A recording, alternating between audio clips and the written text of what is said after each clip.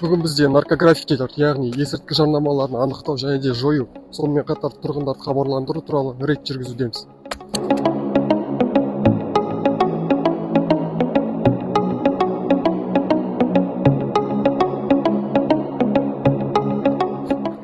Сегодня мы проводим рейд по закрашиванию наркограффити и информированию населения.